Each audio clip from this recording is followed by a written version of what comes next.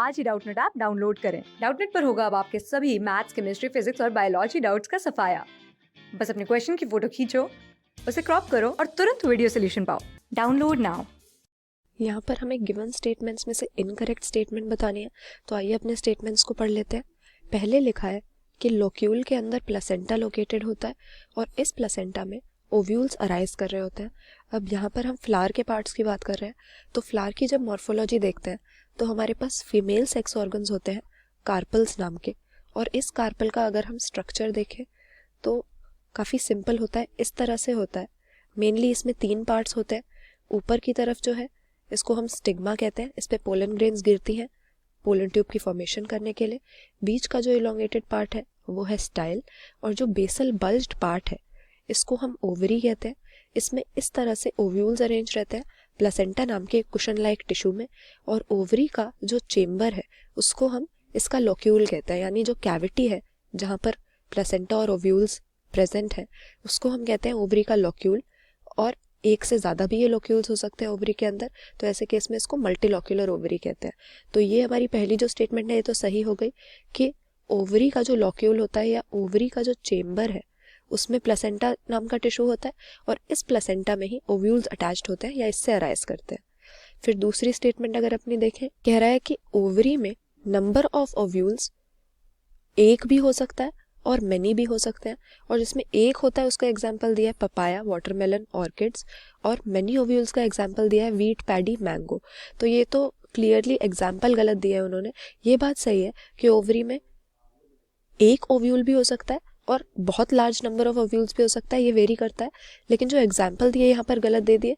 Papaya, watermelon, इनके fruits में अगर हम देख लें तो बहुत सारी सीड्स प्रेजेंट होती हैं, और क्योंकि ओव्यूल से ही सीड बनती है तो हम क्लियरली देख रहे हैं कि इसके ओवरी में एक ओव्यूल नहीं है। और उसी तरह से वीट, राइस या मैंगो को अगर देखें, मैंगो में देखेंगे एक सिंगल सीड प्रेजेंट होती है, और उसी तरह से जो वीट की या राइस की ग्रेन्स होती हैं उनमें भी एक सिंगल सीड होती है। तो मैनी ओव्यूल्स इन ओवरी का ये एग्जाम्पल नहीं है।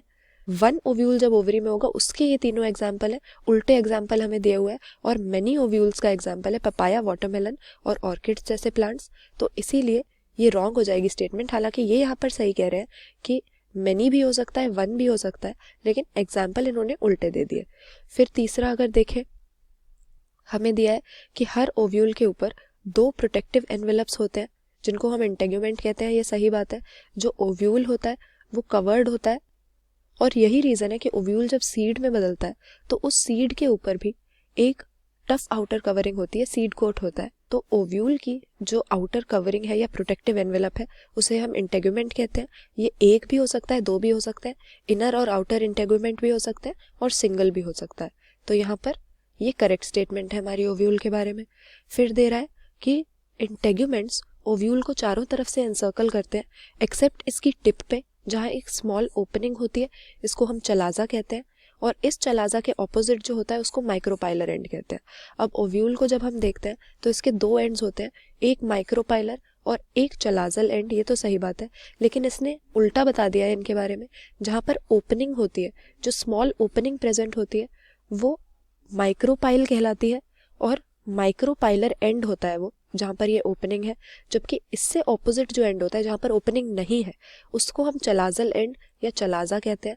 तो ये स्टेटमेंट गलत हो गई। जो स्मॉल ओपनिंग ऑर्गेनाइज्ड होती है ओव्यूल में वो चलाजा नहीं माइक्रोपाइल कहलाती है, और उसके ऑपोजिट का जो हिस्सा होता है वो चलाजा होता है।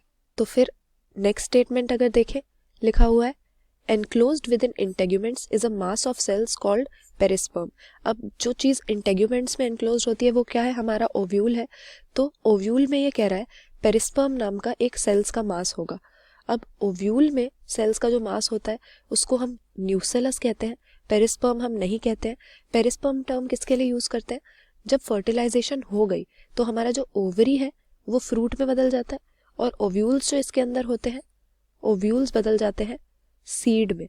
तो सीड में हम देखेंगे कि अगर न्यूसेलस फर्टिलाइजेशन के बाद भी फ्रूट डेवलपमेंट के दौरान भी परसिस्ट कर रहा है, जो ऐसा नहीं होना चाहिए। न्यूसेलस रिजर्व फूड मटेरियल वाला टिश्यू होता है जो पहले ही कंज्यूम कर लेता है ग्रोइंग एम्ब्रियो। लेकिन अगर ये मैच्योर सीड में परसिस्टेंट है तो इस तरह की सीड को हम कहते हैं कि इसमें पेरिस्पर्म प्रेजेंट है। तो पेरिस्पर्म टर्म किसके लिए यूज़ की? जो मेच्योर सीड में परसिस्टेंट न्यूसेलस का टिश्यू है उसके लिए। लेकिन ओव्यूल की जब बात करें, फर्टिलाइजेशन के पहले की बात है, तो ओव्यूल में इंटेग्यूमेंट्स के अंदर जो सेल्स का मास है उसे हम न्यूसेलस कहते हैं, पेरिस्पर्म नहीं कहते। तो ये गलत बात हो गई यहाँ पर। तो हमारी इनकरेक्ट स्टेटमेंट्स ही हमें बतानी थी। कौन सी हो गई हमारी? एक तो दूसरी स्टेटमेंट जिसमें लिखा है कि मैंगो, व्हीट और राइस के ओवरी में कई ओव्यूल्स होते हैं, तो ये रॉन्ग है, सिंगल सीड होती है यहाँ पर। फिर इंटेग्यूमेंट्स ओव्यूल को सर्कल करे रहते हैं चारों तरफ से, बस एक ओपनिंग होती है, उसको हम चलाजा कहते हैं, ये गलत है, उस ओपनिंग को हम माइक्रोपाइल कहते हैं। और फिर ई स्टेटमेंट हमारी कि इंटेग्यूमेंट्स में जो सेल्स का मास होता है वो पेरिस्पर्म होता है, पेरिस्पर्म नहीं, उसे हम न्यूसेलस कहते हैं। तो यहाँ पर बी, डी और ई स्टेटमेंट्स हमारी इनकरेक्ट थी। ऑप्शन ए सही आंसर हो जाएगा। क्लास 6 से 12 से लेके नीट, IIT, जेई मेंस और एडवांस के लेवल तक 10 मिलियन से ज्यादा स्टूडेंट्स का भरोसा। आज ही डाउनलोड करें डाउटनेट ऐप या व्हाट्सएप कीजिए अपने डाउट्स 8400 400 400 पर।